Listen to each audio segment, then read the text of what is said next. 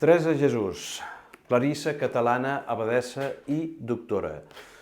Bé, és un intent de demostrar que, d'entrada, diem que Teresa Jesús, la Teresa d'Àvila clàssica i coneguda per tothom, és un constructe fet per el Consell Reial de Felip II al llarg després del Concili de Trento. El Concili de Trento és el que marca un canvi radical en l'Església i dins d'això, dins de tots els canvis que vindran i tot el que s'imposa, Teresa Jesús és un element per introduir la contrarreforma, sobretot en els monestirs femenins, que a partir de 1566 ja no es poden obrir, ja no poden ni rebre més visites ni treure monges de fora de la clausura.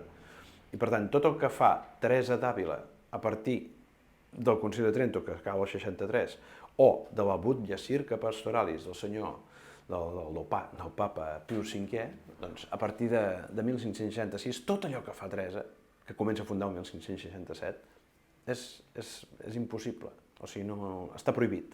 No pot anar una monja o 5 monges per Castella amb un carromato a fundar.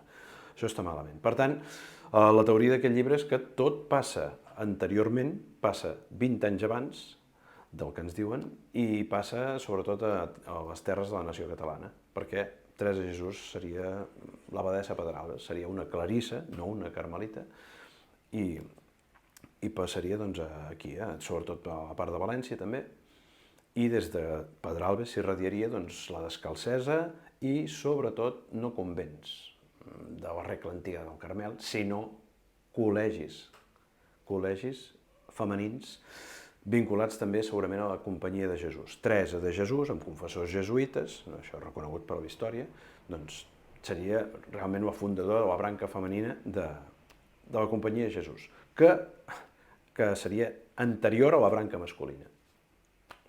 I això és tot el que ha esborrat la història i a partir d'aquí, per mantenir la figura de Teresa Jesús, doncs dius, aquesta senyora no la podrem treure de la memòria popular, doncs l'hem de substituir, no es pot treure, s'ha de substituir.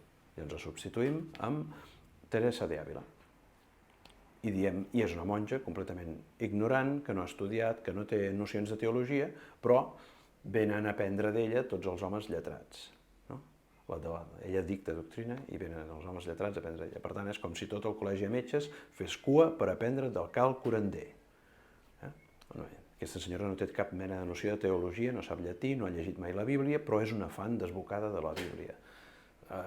Com s'explica això?